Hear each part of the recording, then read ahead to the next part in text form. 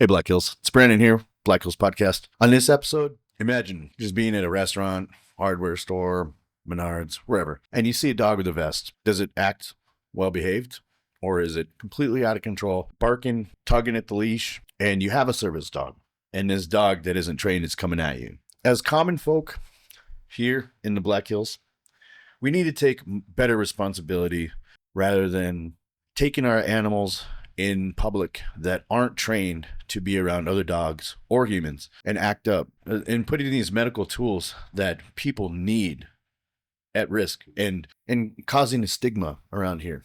In this episode, we're going to talk to South Dakota Service Dogs, and I hope we can all get some answers from this and become better, not abuse the system, and give your animals more education and pet and become better trainers and better handlers. Any of you want to get involved and help South Dakota Service Dogs out? Got some links in the description. So grab something to hydrate with, lock in. Let's get started. All right. Welcome to the podcast. Thanks. So I just want to know real quick, some of the dogs that don't make it through the program because they don't handle well in public, or they don't react right. What happens to those dogs? So if they are with the handler and they belong to us, it's always an option because obviously there's been a bond created. So if it's in a good interest, we offer the adoption to the handler, especially if we know the dog is not going to be able to be a service dog. Right. They've obviously created a bond, and, so the best thing for that at that moment would be to keep the dog with the handler. But that always doesn't happen. Sometimes we take the dog and we replace it with another handler. Things have happened in the past where it just didn't work out. We just take the dog back. So one dog won't work with some person, but it might with another person? Correct. Yes. We had some instances where significant health issues created that they couldn't continue the program, and the dog belonged to us. So we took the dog back, placed it with another handler, and it's graduated the program now. So that's another thing. The invisible disabilities that you can't see, and somebody owns a dog. What are some conditions that somebody might have? We have a handler that went through the program for PTS. And then this handler ended up having diabetes. So the dog was trained to alert to the diabetes. It depends on each handler. You could have a dog that will go through the program anywhere from 15 months to 24 months. It all depends on the handler's needs. So South Dakota Service Dogs caters to veterans and first responders. Not so much civilians? No, we don't do civilians at all. We just do veterans and first responders because, one, South Dakota Service Dogs was created by a veteran. That veteran wanted to give back to other veterans and then first responders. Each handler that comes to us has a different story, a different testimony. You take me, for example, there's sounds that trigger me. Yeah. There's sights. If I see something that triggers me, smells trigger me. Where somebody else, I'm always on guard, where somebody else is not always on guard. Mm-hmm. But the dog, the service animal, is always on guard for that handler. Yeah, my buddy who has one, he starts to get a little angry once in a while, and the dog will come over and lay on his feet, and it's trained to do that when it sees him kind of getting discomfort, and he don't even know what really sets him off. And I was like, well, maybe that's what therapy's for, but his dog actually handles it. As the first time I seen it happen, I was like, okay, this is real, it works really good, and he is way better to be around. Yeah, there's different types of ways that the service animal is trained. What you're talking about is pressure. Yeah.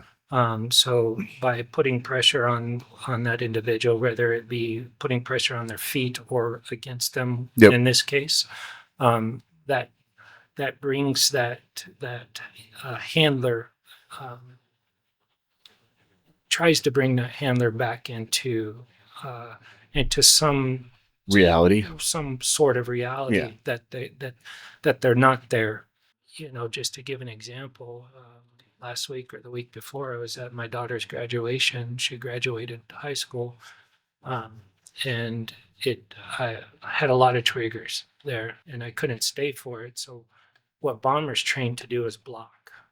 So while I'm going through this situation, he's sitting or standing in front of me, blocking people from me. Now, I do want to say this, and I get this question a lot out in the public, and I'm sure Holly does, is that service animals are not trained to attack. Right. They are not trained to respond that way. They're trained to respond to the handler's needs, and that's it. Well, also, my friend, he's married. He's like, it didn't work when like my wife would rub my back or try and soothe me. Mm-hmm. It was like a different type of thing the dog does for him that his wife couldn't do, which some people might not understand, that their spouse can't always be there for them also and do that for them. So that's one thing for people to think about. Yeah. So, I mean, I don't know if you noticed Shadow standing up and putting her head on, because my anxiety is like, so, yeah. I'm So pretty sure this is a little bit of pressure. I'm so sorry. No, it's okay. So she came and put her head here, and she's also taught to cover me in public so people don't come and get in my bubble. Right. But we have veterans and first responders with night terrors. We have them with migraines. We had a gentleman who actually has her brother who was having night terrors, hadn't slept in years, and the first couple of weeks, he calls and she's like, I slept through the night last night. Like, there's just something about, 'cause I'm like, well, he'll hear things that you don't hear, they have better hearing. But there's a lot of different things, and each veteran or first responder is trained specifically. The dog is trained specifically for their tasks. They talk to the trainer about what their needs are, and the trainers train them specifically for their tasks. So like the tasks Bomber does for Walter are probably different. I mean, maybe we have the same ones, but there are different ones for everyone. So you don't have to bring like medical papers and stuff like that to South Dakota Service Dogs, or should you? So we do request some in some cases, but I mean, usually the veterans and first responders have been diagnosed with something, and Right. they know, so they have that paperwork. But I'm not going to call the doctor up and grill the doctor. You need a release of information or anything, because I believe you when you say, I mean, when you need a service dog, and these are the reasons. We know that. So, Yeah. and I'm going to follow up with what he said. Service dogs are not protection dogs. Mhm. You can't have it both. You can't have both. Right. And some people think, oh, I want a German Shepherd for my service dog, and then it'll protect me too. No, that's not. Service dogs are not cross-trained. They're trained for the handler. There's no cross-training. I know there's a stigma about that in some instances, but they can't be your hunting dog. They can't be your protection dog. They are your service dog. I do see online a lot of talk about breeds of dogs, and there's that's a big debate, like the best ones to have, and then other ones. What do you guys think about that? So I truly believe any breed could be a service dog, but not every dog could be a service dog. Right. So we actually have a Malinois that went through the program and has graduated. Definitely not a normal Belgian Malinois, because they're trained for canine and military usually. Bomber's a German Shepherd. People think German Shepherds, Golden Retrievers, and Labs. They're the service dogs. I have a poodle. So, we have 4 poodles in the program. Amazing dogs. There's one gentleman that has her other brother, and he was like totally, well, actually 2 of them were anti-poodle. And I'm like, come on, just meet them. And they're like, these are the best dogs I've had. We have a little King Charles that graduated from our program. We had a Corgi. Of course, we have German Shepherds, we have Labs, Golden Doodles. We just got 5 Golden Doodles donated to us in February by a veteran from Nebraska that has service dogs. And then that's what he does. His 501c3, he breeds his dogs to give to veterans in need. So he found our organization and donated 5 of them to us. So, yeah. And we have some rescues. We have all sorts of breeds. How do rescue dogs do for training? They do great, and we've had some really good success with them. Yep. So when people bring in their own dogs, there's an evaluation. I mean, all of our dogs are evaluated by the trainers, but you bring them in, there's a certain evaluation that you have to pass. I mean, obviously aggression on any level is an automatic out. Yep. Have to be socialized. We always try to, if they're not able to come to our program, we always try to send them away with some resources and what they need to work on. And then maybe in 3 to 6 months, they can come back and reevaluate. But there are some that are just, they just can't, at that time, they just can't be a service dog. So, Yeah. Can it be like a Chihuahua or something? well, a Chihuahua isn't going to be anything for mobility. Right. What tasks would that Chihuahua do? It would really depend on what the person's needs were. Yeah. I'm not saying no, we've never had a Chihuahua in the program. But I don't particularly see what a Chihuahua could do as far as. I would kind of think it has to be some sort of a size of a dog in order to apply the pressure that you're going to need and be some sort of a size for, humans like that need things. Right. I mean, a Chihuahua isn't going to be able to cover you very well. Right. Yeah. It's not going to, I don't get that. Yeah. And it's not always pressure. Mm-hmm. I'll say this: we won't. If somebody came to us with a Chihuahua, we're not going to turn them around, Right. turn them away. Okay. We will do the evaluations that I spoke about in order to see if that Chihuahua is going to be a good service animal. But pressure is not always the thing that a handler needs. If that pressure or that sensory doesn't work, then Bomber is in my face. He's licking my face. No. And Get so your attention. to get my attention. And so, you may have a 2-pound dog, but that dog could still get your attention by getting in your face. Yeah. So we haven't had one come through. I think the smallest one would be the King Charles. Yeah. And he alerts her on migraines. So like he wakes her up in the middle of the night by licking her face. So they trained him for that. So yeah, I think that's the smallest dog we've had in the program. Well, we focus a lot on the dogs, but what's the hardest part about getting the handler to learn how to use the dog?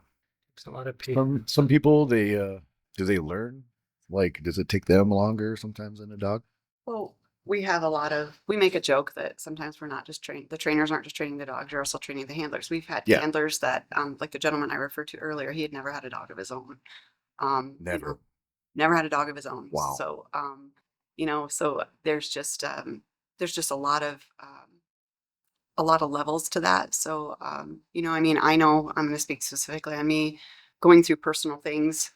The last thing I wanted to do was go to training. Some nights I just wanted to stay home. I just didn't want to deal with it. I didn't. And that's where our trainers are wonderful.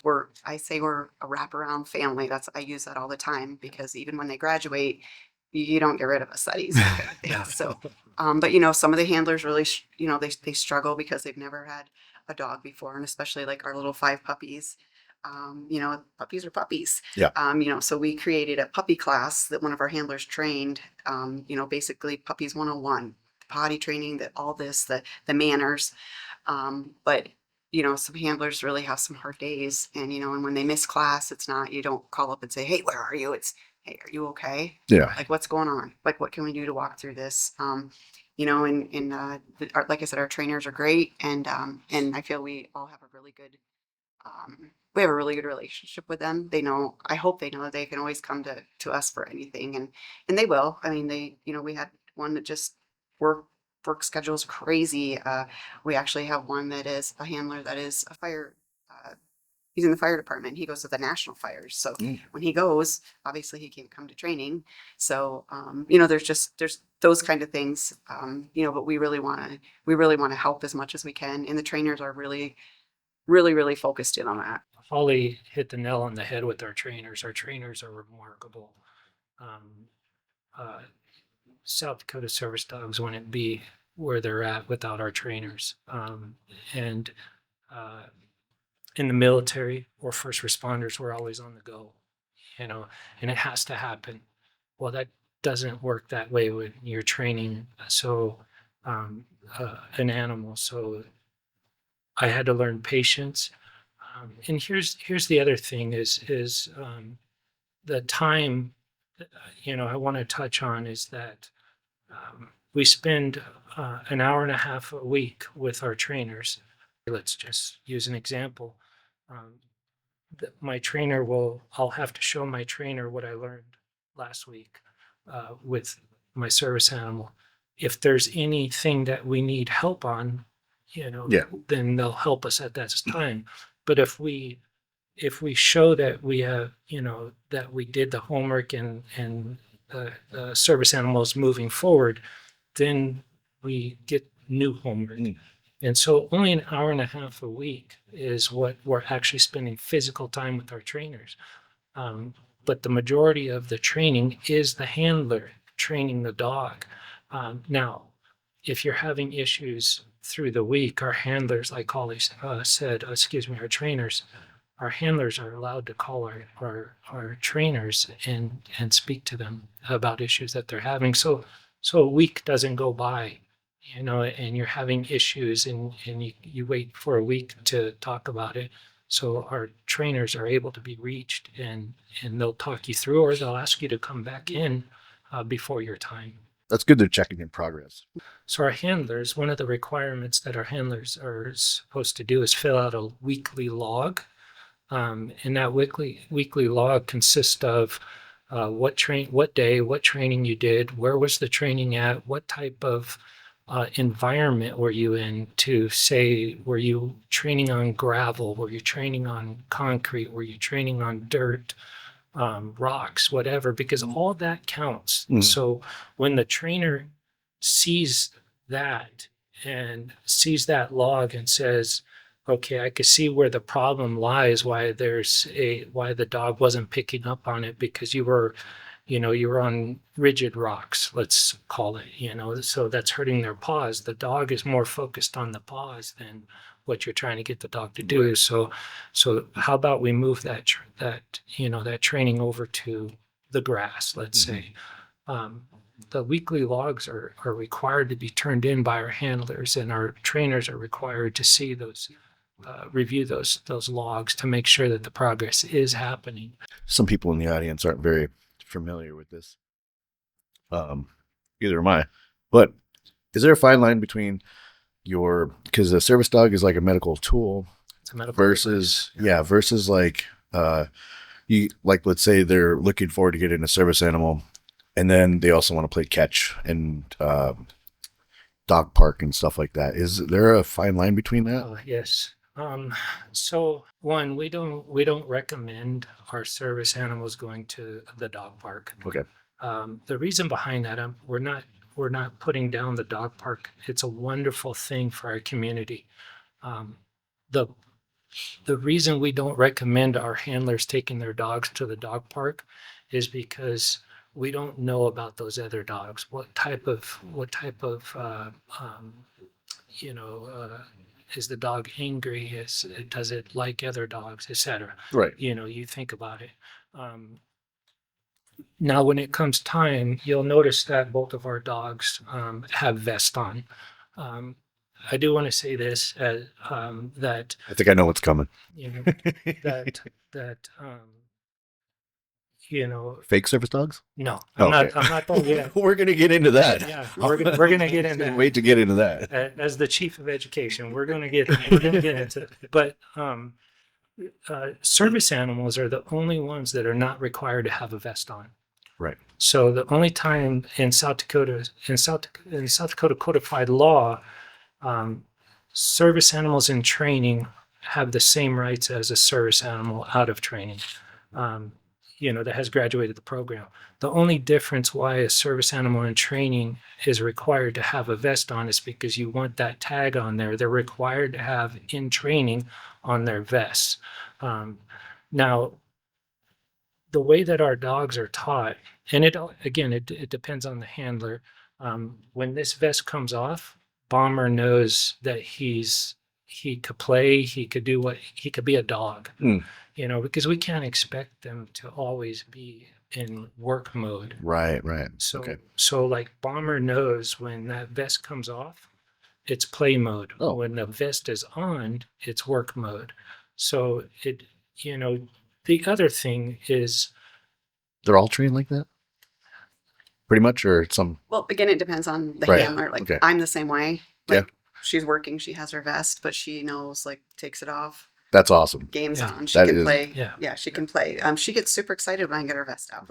yeah, very, very But excited. you know, I mean, at home, they're Vacation, recess time. but at home without their vests, their dogs, they have playmates. You know, they're just dogs. They're part Yeah, of the family. right. So, but that's the way I've done it. I don't know if everyone does it. You know, because like he said, being a service dog, you don't have to have the vest if you're, which but.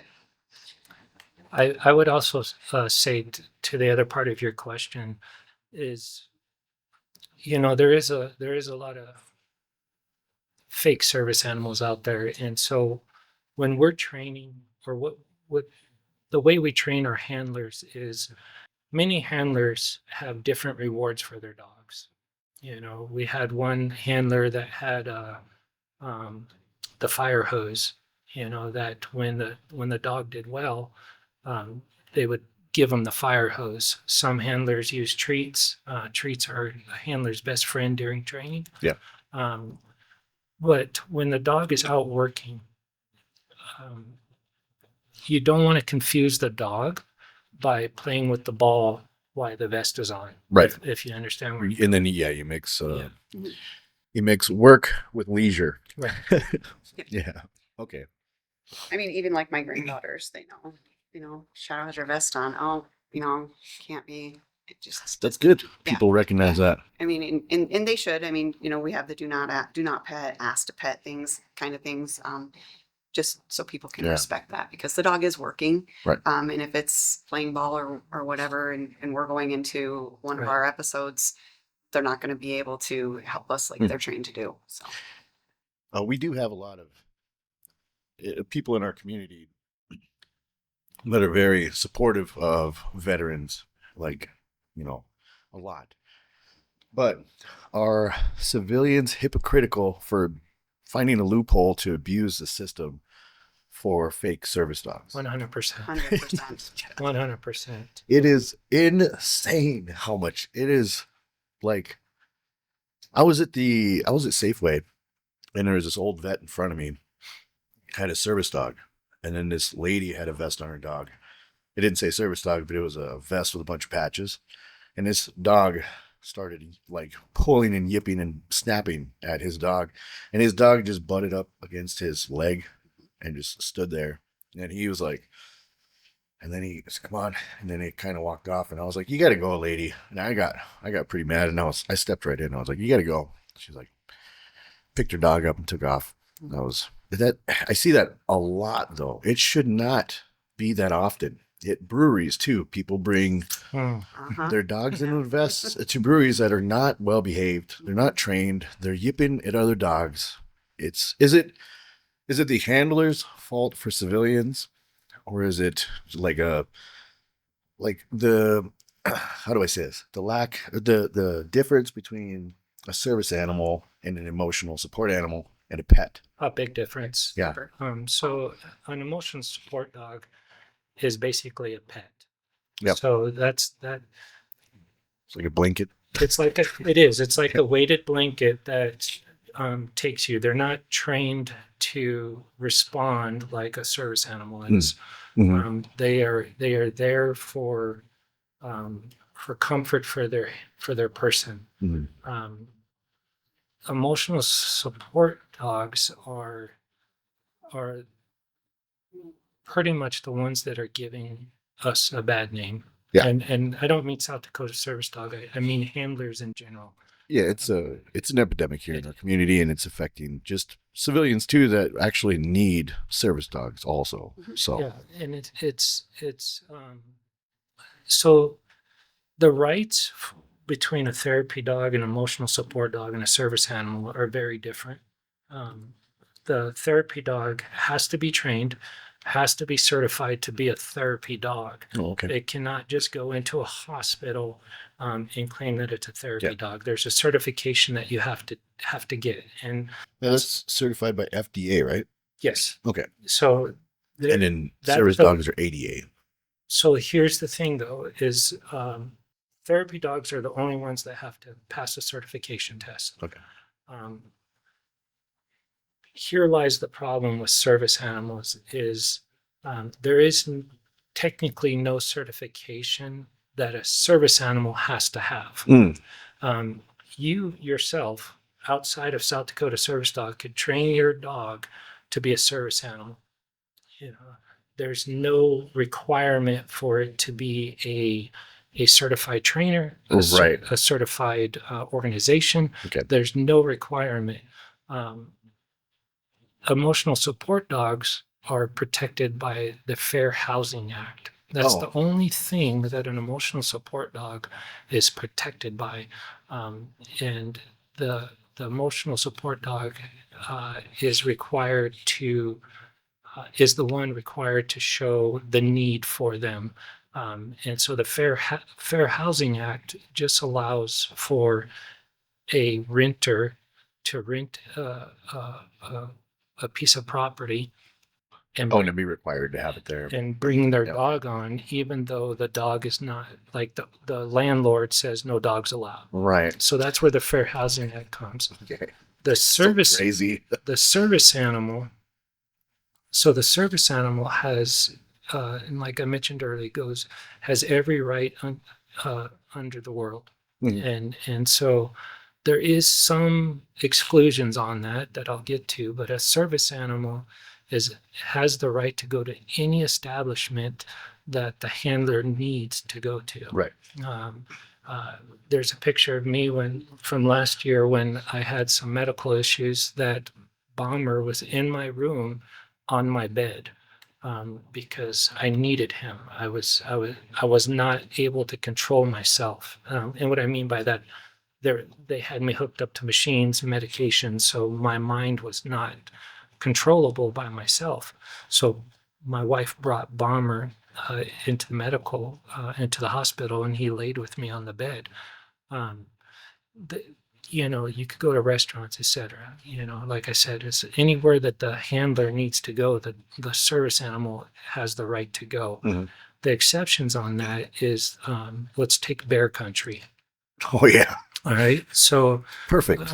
Believe it or not, any dog could ride in the cab or the vehicle with their person. Mm-hmm.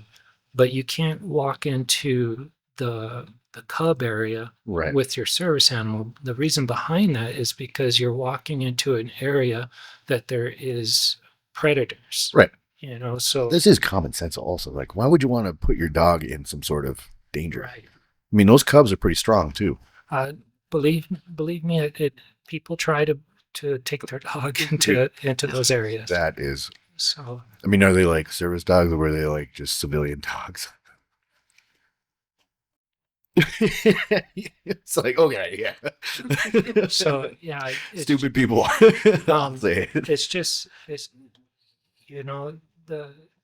the majority of the people that are out there with a dog that you see in public, those are emotional support dogs. Yeah. You could tell right away that that's a true service animal. Like I said, our dogs go through 4 phases of test. Mm-hmm. So to get back to the test that you were talking about, so ADA only gives the rights to a service animal. Okay.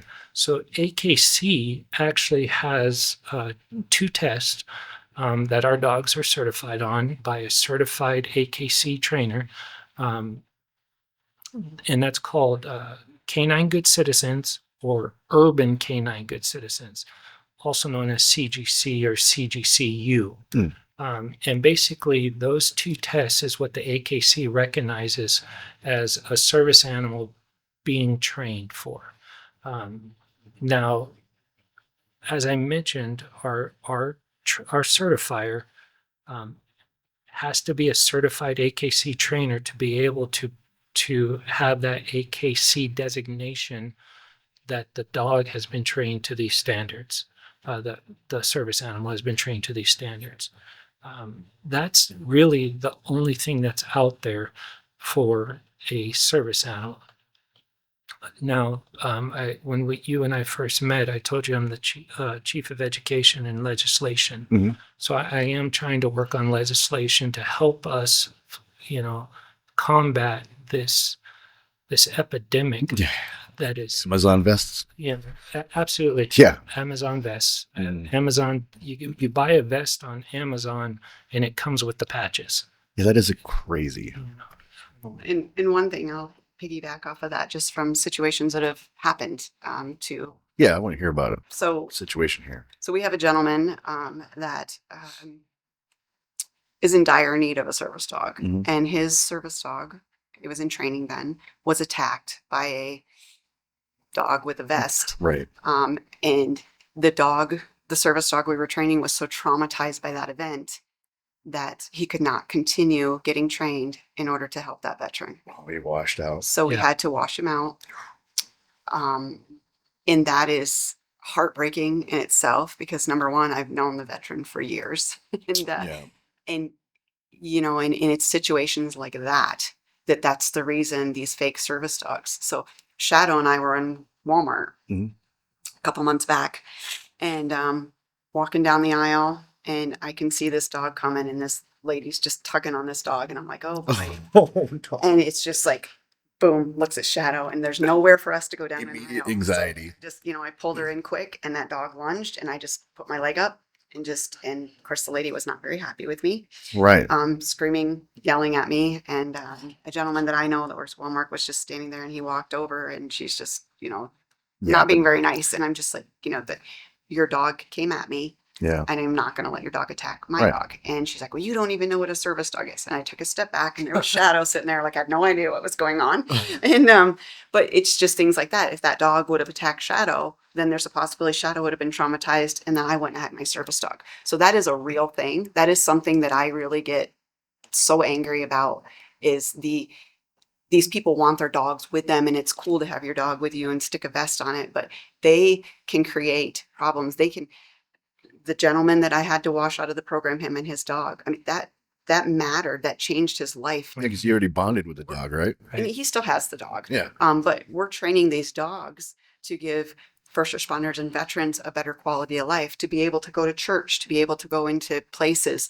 And now this handler, the training we put into this dog, it's just washed out. So Right. here he still needs a service dog, but because of someone's negligence, putting a Mhm. vest on a dog that isn't a service dog, now we had to wash him out of the program. Yeah. Yeah, it's So it's a balloon that has popped, and both Holly and I know this handler very well for many years, and he had hope. There was hope, Mhm.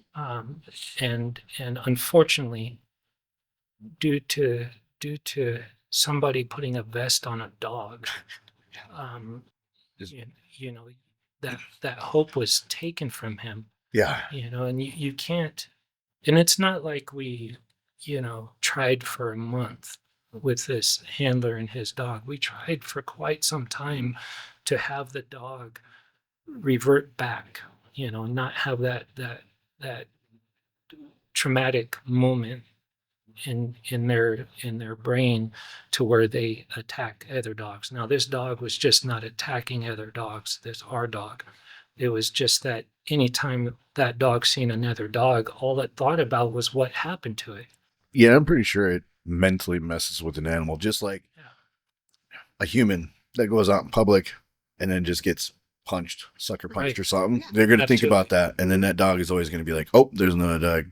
Oh, man. And then it's going to like reprogram itself and just terror, like be scared. Absolutely. Yeah. Yeah. I can see that. And it's sad. And I know that you mentioned earlier about civilians, but it's also, even though this hurts me to say this, it's also our veterans and our first responders that have a fake dog. Oh, yeah. I was at Fort Meade for one of my doctor appointments, and I was on the second floor waiting for the elevator to go down. The elevator opened. I seen, a couple in there, and Bomber and I always stand to the left of the elevator to allow people to come in and out. And so I noticed that somebody was coming out onto the second floor. I assume the wife. The husband was in one of those, wheelchairs that the VA offers for you to use while you're there. Oh yeah. And then here comes this dog, and I didn't think nothing of it at first. But then as soon as that dog came out of that elevator, it went after Bomber. And Bomber just stood there. And I do want to say this: our service animals are trained to ignore dogs. They are required to pass a test where a dog walks by them.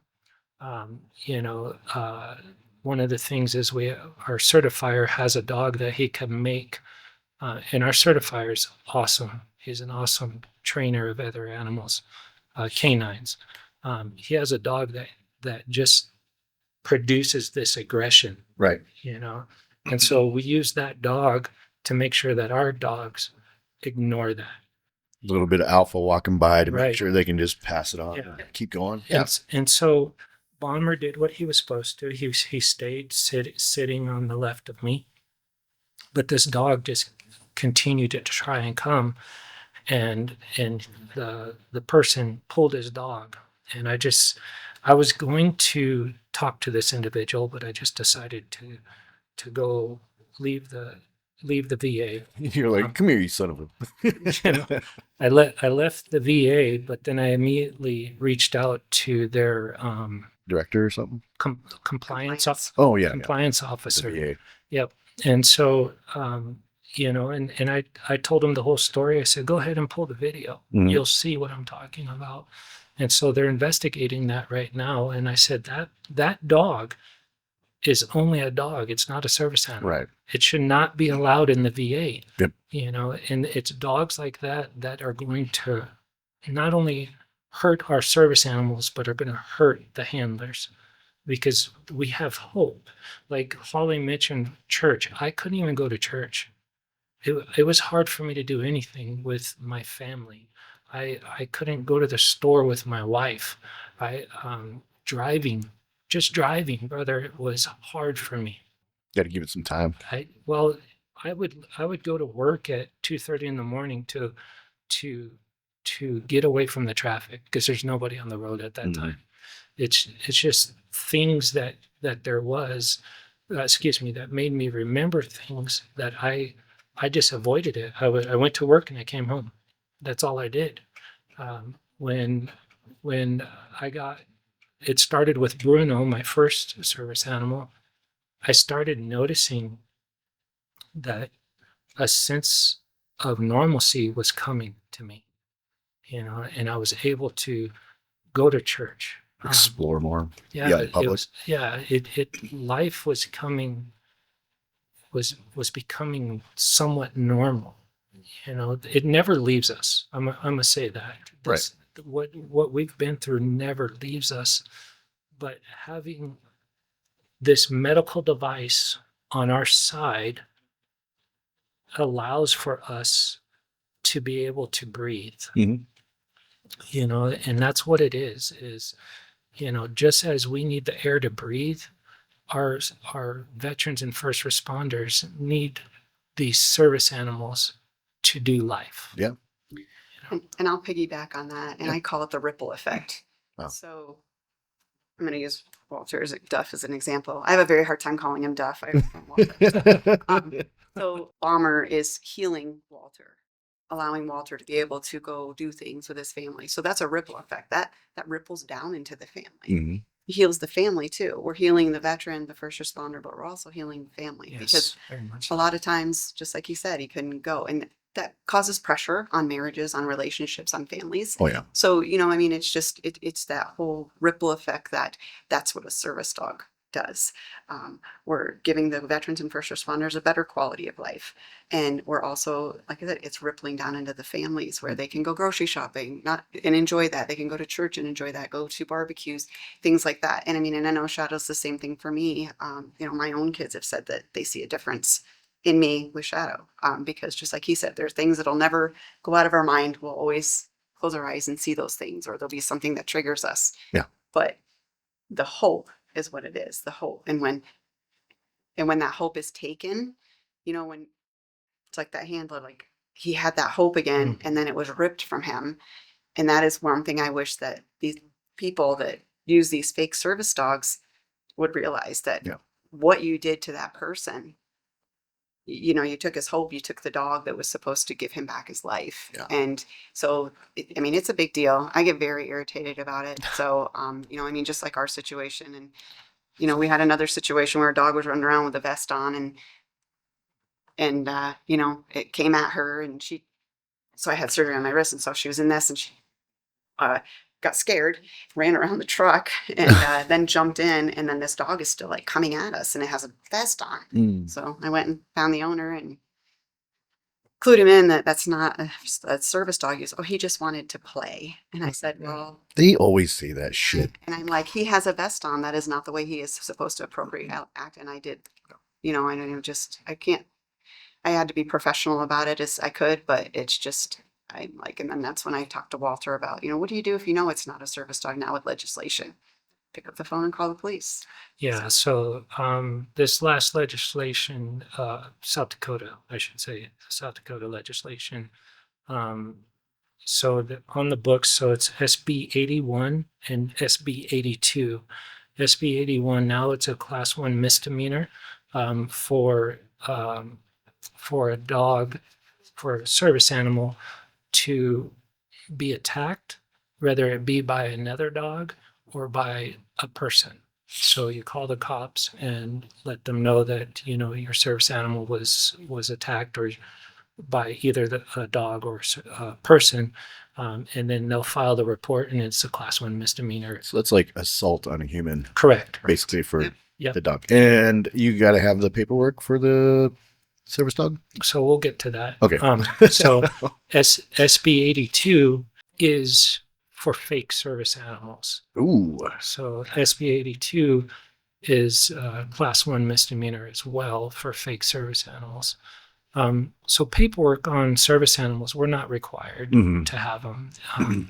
And so that lies where my job on the board comes, is I'm working on legislation to try and change that. Now it's going to be hard because when you have ADA, you're talking federal guidelines. You just don't walk into the Congress or the Senate and say, "Hey, I want this done." Right. It takes a lot of persuasion to get it done. Evidence. And so you have to start somewhere. So I've written up what I would like for it to happen, and it's just a draft. Now I got to find, an elected official that I could work with here in South Dakota to be able to move this forward. But what I'm looking to do, and this is where is going to be the problem, is I'm looking to have that requirement. That's why you see all these fakes out there, because there's nothing holding them accountable. Yeah. Nothing. Absolutely. And so if a service animal is certified by a certified trainer, now we have documentation saying that this dog went through training to be a certified service animal and is able to be out in public and do its job. When you have, and I don't want to knock the ADA guidelines, that's what protects us. There's things in the ADA that helps us, and there's things in the ADA that helps the business owner as well. But when you have such a lackadaisy type of guideline that doesn't hold anybody accountable, what do you expect? Yeah. People are going to work the system if they could work the system. I mean, they are big time. So that would be good though. And keep them accountable. So it's a long road to travel to try and get some guidelines changed, because even before I go to Congress or the Senate, it has to go through the DOJ, the Department of Justice. The Department of Justice has to sign off on it. So there's a lot of things that have to be done but it's for the better good for us, Oh yeah. and I can't say it, I'm just tired of it. I'm tired of these people putting a vest on a dog and saying it's a service animal. Yeah. That's why I wanted to have you guys on, because I also, as a civilian, am fed up with it. Watching people getting taken advantage of, people taking advantage of the system. And because I do have friends out there that actually need them, and they're running into problems left and right. Yes. And it annoys the shit out of me that even people in our community are abusing the system. So Absolutely. I And- really hope this podcast helps people change and like step up and stop. It gives us It's a bad name if you think about it, because, because of all them fakes out there, people see ours as fake as well. Yeah, well, yeah, you like that's how. Like if you were to, in the intro, I made an intro for this podcast. Like if you walk into a restaurant, a hardware store, or grocery store or something like that, and you see a well-behaved dog, service dog, I mean, you can use your common sense and say that is a service dog, because it's Right. not doing anything, it's not looking around, it's not pulling, and then you see one that's like uncontrollably going around and pulling at the collar and stuff. That obviously right away is not a service dog. Yeah. And what is the best thing? Like, let's talk about summer nights, because I know Oh, I know people are lying about taking their fake service dogs down to summer nights, but also I do have those friends that take their service dogs down there, the real ones. So what are some tips? I'm gonna let you take this due to that. yeah. So, Yeah.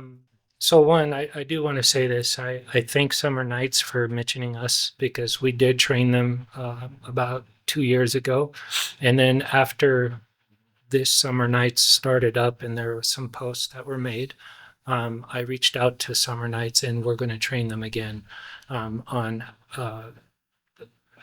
the rights of the handler and the rights of Summer Nights, the business. Oh, Because it's, earlier I mentioned that the ADA gives us the right to do what we want to do. Yeah. Sorry, wrong choice of words. The right to take our dog anywhere that the handler needs to go. But there's also rights for the business. The business can only ask two questions. Is that a service animal? Yes. What functions does the service animal provide for you? If you were to ask me that, I would tell you that Bomber alerts to my triggers, and that's all I have to do. I don't have to tell you what type of triggers, how he alerts to them, whatever. I'm telling you that he does a service for me. Now, let's say those fake service animals are brought into a business, Summer Nights, for example, a lot of people around there. So Yeah. you're going to be able to tell if a dog is a dog or if a dog is a service animal, Yeah. like you mentioned. So a service animal, you can see both of our dogs right now, what they're doing. Yeah. Majority of the time, people don't know that Bomber's with me. Yeah. Majority of the time, people don't know Shadow is with Holly or any of our other handlers. That's how we train them. They're trained to do what you see right now. I think so. And nothing comes out of that. But when you have a fake dog Yeah. that is around a bunch of people, a dog is going to act like a dog normally does. So that's how you could tell that this person is bringing a fake dog. And where's the rights come in for that business? Well, the right for the business they have three things that they have rights. So if the dog is uncontrollable, so basically the dog's just out of control. Mhm. The second is the handler. The handler themselves cannot control the dog. The third is if that dog is Barking. barking, that's part of the uncontrollable. But the third is the dog defecates or urinates anywhere. So the business owner has the right to ask for that dog to be removed from the premises. Now, what I want the business owners out there that are listening to know is if you ask for a dog to leave your establishment, please document that. Yeah. Document it and keep records of why you asked that dog to leave. And then I also ask this: if you recognize one of those dogs as South Dakota Service Dogs, please give us a call. Oh, okay. Please give us a call. Now, what Summer Nights will be able to do off of those three rights that a business owner has is to ask those dogs to be removed because of that purpose.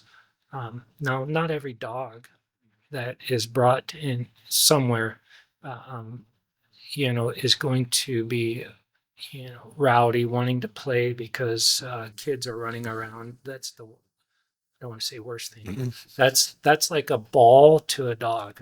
When dogs see kids running around, that's like a ball. Yep. And so not every dog's going to do that. There's dogs out there that are going to just lay down.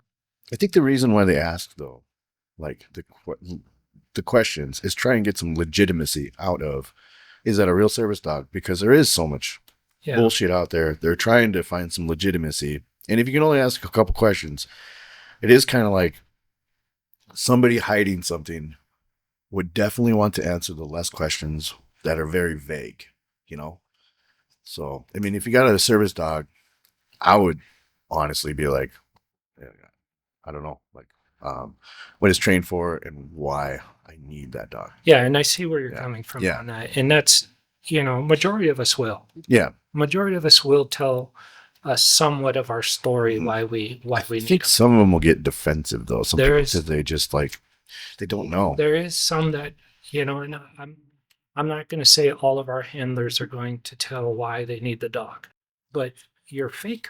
That's how you tell that they're fake, Mhm. is that they do get defensive. Yeah. That, our handlers are part of the training is they have interactions of where there's situations of this, Good. like, you can't bring that dog in here. And so we try to we train our handlers on how to respond to that. Oh, good. So, but a fake service animal, 9 times out of 10, the person with that dog will definitely become defensive. Yeah. Or the other thing, which cracks me up, this happens a lot, is they pull a piece of paper out of their pocket and say he or she is certified. See, I got the paper right here. Right. And it's like, yes, ma'am, you bought that off of Amazon for $9.99. A service animal does not require any documentation. Right. In the beginning, our handlers, we feel the eyes on us. Oh, yeah. When you first start with your service animal, the eyes are on you. But over time, that all becomes numb. I just walk in where I go now. I know people are looking. People want to pet. People want to, people tell me, that's a beautiful dog, et cetera, et cetera. But it all becomes numb to us. We would walk into an establishment like we would walk in if the animal wasn't with us. Yeah, that brings me to another thing. Like, to everybody out there in the community, what is one of the best things that they can do to respect, like a service dog? The bubble. Yep. The bubble. Respect the bubble. Yeah. The bubbles. Can they ask to pet, or some handlers allow it, and it depends on the handler. Like, I don't allow it with Bomber, because Bomber is always sensing me. He's always smelling me. Let me say it this way. Any true service animal out there, the way that they're trained to alert to a medical necessity that we have is through our pheromones. And so there's one way that is done, and it's through, so you have a little glass vial with like the dentist cotton that they put in your jaws when you have your molars pulled out or whatever. I don't technically know what those are called, but they're little cotton rolls. So let's take how I mentioned I was at my daughter's graduation and I triggered. So I had that vial with me, and I took that cotton out and put it in my jaw, because your saliva releases a lot of pheromones. The other area is under your armpits, Mhm. is where release a lot of pheromones. So those pheromones we put on that cotton, and that's what we use to train our dog to alert to. Mm. So that's how the dog becomes stronger. So training is never done with a service animal. Just because we graduated the program doesn't mean our training is done. Mm. We're always reinforcing with our service animals that training. So to get back to your question, I don't want people to pet Bomber that interrupts that sense that Get he's mixing the pheromones and stuff. correct. Right. Might cause some confusion. Because our dogs are trained, to sense that. Yes, everybody has their own scent, but there is dogs that do sense other people. Even though it's our handler, they know that there's something going on with that Other person. that other person. So we just want to be able to separate that, Yeah. because we don't want that in there. So they may ask to touch, but I will say this: it's the children that ask a lot. It's the adults that just want to touch. Yeah. And you would think it would be the reverse. I see females everywhere just go in for the touch, Yeah. no matter what. And I'm just like, stop. You do have to respect an area for somebody's dog. Yeah, it's just, and that's what I mean by the bubble. We want our bubble to be protected. Mhm. It's great that you observe the service animal from afar, but please don't touch our dogs, pet our dogs, one without asking. Now that we do have some handlers out there that they have no problem with them petting their dogs. Just make sure that they just ask. Yeah. I mean, in reality, that's They should anyway. Yeah. But I mean, they really should. especially for the service dogs, because you don't know if you walk up, you don't know if I'm literally having a panic attack that Shadow was bringing me down out of, Yeah. things like that. I mean, I have people always tell me how beautiful Shadow is, and kids run up to her, and Shadow loves kids, so it's like it's a real hard test for her every time. How embarrassing though if like somebody comes up and starts petting the dog and it's like you're going through an episode. I would just just die. I would be Well, like, oh, man. and I don't know if some people maybe perceive because I need a service dog, that it's going to be this dramatic event Right. that they're going to Yeah. see and know, and that is not the case at all. Mhm. Like, it's just not the case with. I mean, I'm sure that people at the graduation didn't realize Duff was, he was struggling, and I mean, and I'm sure, like, people looking, they just don't know, but in their minds, I think sometimes they think, we're gonna know if they're having something, but no, that's not the case. That's why we have our service dogs. Yeah. So I think the 1920s is when the service dog, seeing eye dog started. Mhm. They started that, and I am visually impaired. I lost my vision for 4 years, 2014, and one of my buddies were like, "You should get a seeing eye dog," and I was like laughing. I was like, "It's 2000s. I'm not getting like a seeing eye dog. I'm like can pretty much see now. I'm doing all right, but." I know I will probably have to someday, and now it's a real thing. And I've actually like YouTubed it and watched them and how much they can do. yeah, It's it's amazing. it is, and a lot of things. So And we do have civilians that reach out to us, it's good. and they'll stop into the facility, and I have a list of, places we can refer them to, because we don't ever want them to go away empty handed. Yeah. Just because we can't help you, hopefully one of these places can connect you to someone who can help you. Because, I mean, I know civilians that have service dogs and things like that. So it's just our organization specifically for first responders and veterans, we're just unable to, but So yeah, so for Black Hills community out there, if they have questions on where to start or a different program for just civilians they can use, do you know if so there are programs that are specifically for civilians. in the Black Hills? Not necessarily here. It would depend on what exactly the civilian needs the dog for. I mean, Right. that's the base. That's the basis of all of it. So I do have some contacts where they can contact these other organizations and see if they are able to help them. I don't like anybody to go away Right. empty-handed. So I can point the Black Hills community in your direction just to like, if they have questions, they can ask. questions, yeah, Cool. they can call Good. us or our info@SouthDakotaServiceDogs.com. Good. And you guys have an event Wednesday, fundraiser? The one at Texas Roadhouse? Oh, yeah. Yep. So I was like, Wednesday, what date are we talking The about? 10th. Yeah, June 10th. June Yeah, 10th. June 10th. Yeah. So if anybody can order out, come to Texas Roadhouse between 5 and 9. And you can go to our Facebook page and screenshot the fundraising, and then we'll get 10% of all the sales. Okay. Yeah. Any other events? Yeah, Because I do want to say that South Dakota Service Dogs is a nonprofit organization. So a lot of the way that we are able to stay open is through donations and through these fundraisers. The following week, the 10th, is our Texas Roadhouse.